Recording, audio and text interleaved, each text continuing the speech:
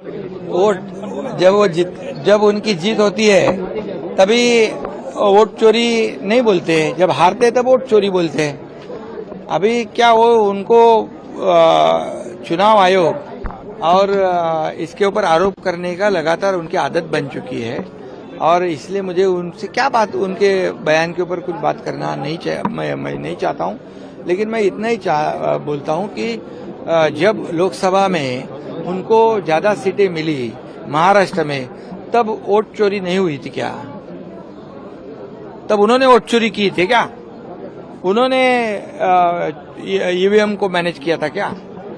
उन्होंने चुनाव आयोग को मैनेज किया था क्या? जब तेलंगाना में जीत गए तब क्या ईवीएम उन्होंने मैनेज किया था? कर्नाटक में वो जीत गए जब क्या ईवीएम उन्होंने मैनेज किया था? जब हारने के बाद ईवीएम के ऊपर, चुनाव आयोग के ऊपर आरोप लगाना ये गलत है। और ये मैं तो ये कहूंगा कि चुनाव आयोग ने भी उनको कहा है, अगर हिम्मत है तो सब इसका एविडेंस दे दो और अगर नहीं है तो माफी मांगो, उन्होंने कहा है।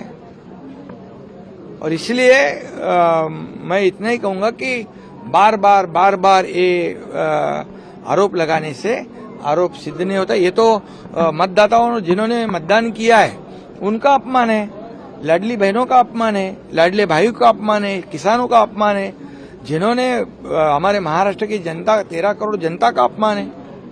अभी ऐसा अपमान करेंगे और हमारे जो 2.5 साल में जो काम हुआ महायुति का, उसके बदौलत इतनी बड़ी जीत हासिल हुई है। अब ये लोगों को बार बार अपमान करेंगे तो आने वाले जो लोकल बॉडी इलेक्शन है उसमें इससे बुरी तरह वो हार जाएंगे, बुरी तरह महाराष्ट्र में हारेंगे वो और महायुति जीतेगी।